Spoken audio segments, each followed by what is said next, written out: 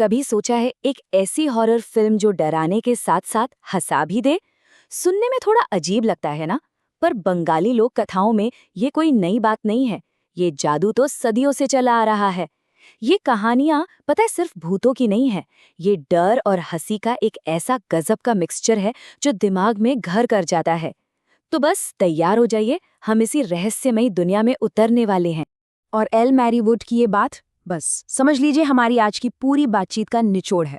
हम यहाँ उन जंप स्केयर्स की बात नहीं करने वाले जहाँ अचानक कोई डरावना चेहरा सामने आ जाता है। नहीं, हम बात कर रहे हैं उस डर की जो धीरे धीरे, बहुत धीरे धीरे आपके अंदर फैलता है। जरा सोचिए, एक बिल्कुल खाली कमरा और उसमें एक हल्की सी फुसफुसाहट, या फिर वो खामोशी जो किसी चीख से भी ज्यादा डरावनी लगे। बस आज हम इसी आर्ट को समझने वाले हैं। तो हमारा आज का प्लान कुछ ऐसा है। सबसे पहले हम देखेंगे कि एक अलग तरह का भूत कैसे बनाया जाए। फिर हम एक भूतहा हवेली को अपना स्टेज बनाएंगे। उसके बाद आवाज के खेल को समझेंगे कि कैसे खौफ पैदा किया जाता है। फिर आएगा सबसे मजेदार हिस्सा, डर में हंसी का तड़का। और आखिर में इन सबको मिलाकर एक पूरी स्पेक्ट्रल टूल किट तैयार होगी जिससे कोई भी अपनी कहानी बना सके। तो चलिए फिर शुरू करते हैं। तो चलिए सबसे पहले ये समझते हैं कि आखिर बंगाली भूत इतने अलग क्यों हैं। देखिए, ये सिर्फ अंधेरे में छिपी हुई कोई परछाई नहीं है। नहीं, ये असल में काफी कॉम्प्लेक्स कैरेक्टर्स हैं। इनकी अपनी वजह होती हैं, अपनी इच्छाएं होती हैं, और कभी-कभी तो इनके मकसद इतने मामूली होते हैं कि यकीन करना मुश्किल हो जाता है। और यही मतलब किसी भूत के मोटिवेशन को समझना ही पूरी कहानी की असली चाबी है। एक बार जब ये पता चल जाए कि वो भूत चाहता क्या है, उसे बदला लेना है, कोई अधूरी ख्वाहिश पूरी करनी है, या बस एक अच्छी सी मछली खानी है, बस वहीं से डर और मजाक को एक साथ लाने का रास्ता खुल जाता है। अब इसका एक क्लासिक उदाहरण देखते हैं, निशी डार्क। ये कोई आम भूत नहीं है, ये तो एक साइकोलॉजिकल वेपन है। सोचकर देखिए, आधी रात का सन्नाटा और आपको अपने किसी बहुत करीबी, जैसे अपनी माँ की आवाज़ सुनाई देती है जो आपको बुला रही है। ये डर सीधा आपके दिमाग पर हमला करता है। ये आपके भरोसे को ही आपके खिलाफ एक हथियार बना देता है। इससे ज्यादा डरावना और क्या होगा। और आप जरा निशी डाक के ठीक उलट एक और भूत को देखिए, मेछो भूत।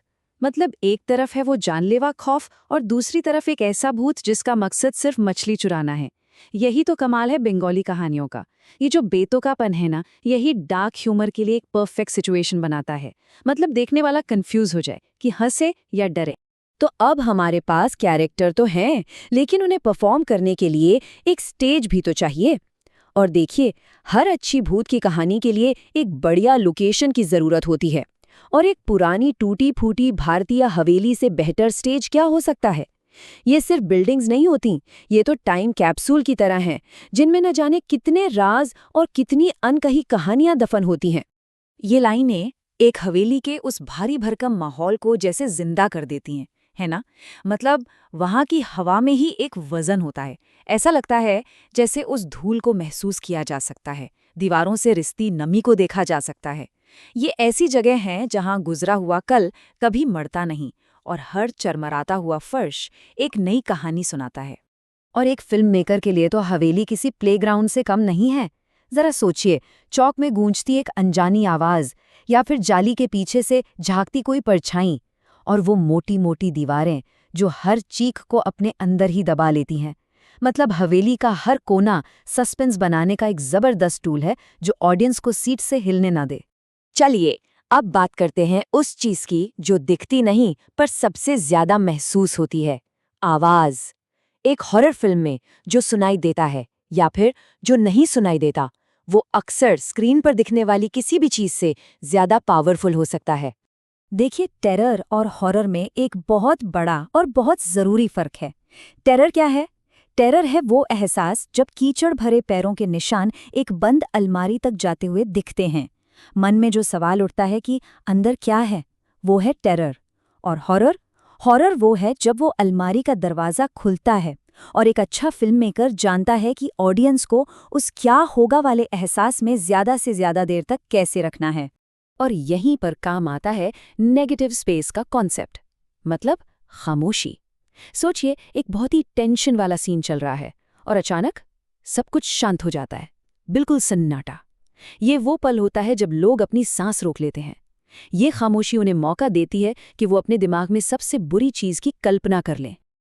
हॉरर की यही तो खासियत है। यहाँ मामूली आवाज़ें भी बहुत डरावनी बन सकती हैं, जैसे एक शांत गलियारे में टप-टप करता हुआ नल या एक खाली कमरे में फर्श के चरमराने की आवाज़। ये सब आवाज़ें अपने आप में कुछ नहीं है, लेकिन सही माहौल में ये किसी आने वाले खतरे का संकेत बन जाती हैं। तो अब आते हैं उस सीक्रेट इंग्रेडिएंट पर जो बंगाली भूत की कहानियों को सबसे अलग बनाता है, और वो है ह्यूमर। जी हाँ, मजाक।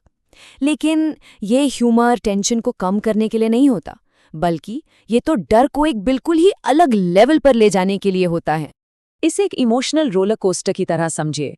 जब ऑडियंस किसी मजाकिया सीन पे हंस रही होती है तो वो रिलैक्स हो जाती है, उनका गार्ड डाउन हो जाता है, और बस ठीक उसी पल डर अपना सबसे जोरदार हमला करता है। ये एक बहुत ही स्मार्ट तरीका है ऑडियंस को पूरी तरह से ऑफ बैलेंस करने का। एक और तरीका देखिए, कहानी को एक बच्चे के नजरिए से कहना। बच्चा उस खतरे को नहीं देख पाता जो हम यानी ऑडियंस देख रहे होते हैं। उसकी मासूमियत वाली बातें हमें हंसा सकती हैं, लेकिन साथ ही हमारे अंदर एक अजीब सी बेचैनी भी पैदा करती है, क्योंकि हमें पता है कि असल में क्या हो रहा है और आगे क्या हो सकता है। बंगाली लिटरेचर में तो शीर्षेंदु मुखोपाध्याय जैसे लेखकों ने ऐसे भूत बनाए हैं जो मासूम, दयालु और मजेदार हैं।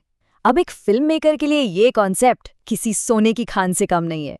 सोचिए एक ऐसा भूत बनाने के बारे में जो पहले तो हंसाए और फिर हमें हमारे सबसे गहरे डरों का सामना करने पर मजबूर कर दे।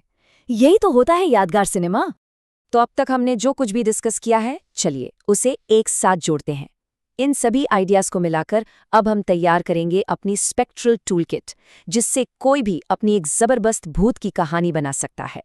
तो ये है कहानी बनाने के 4 मेन स्टेप्स। नंबर 1, अपने भूत को एक क्लियर और अनोखा मकसद दीजिए। नंबर 2, उसके लिए एक ऐसा स्टेज, एक ऐसा माहौल तैयार कीजिए जो देखने और सुनने के अनुभव को कंट्रोल करे। 3, आवाज़ और खामोशी का इस्तेमाल करके खौफ को तराशिए। और आखिर में चौथा स्टेप, डर के बीच में ह्यूमर और कुछ मामूली डिटेल्स का ट्विस्ट डालिए। तो आखिर में एक सवाल के साथ इस बात को खत्म करते हैं। कहते हैं सबसे डरावने भूत अक्सर सबसे ज्यादा इंसानी होते हैं। तो सोचिए वो कौन सी ऐसी मामूली रोजमर्रा की इंसानी इच्छा होगी जो आपकी कहानी को एक भूतहा मोड़ देगी। इसका जवाब कहानी लिखने वाले को ही ढूंढना होगा।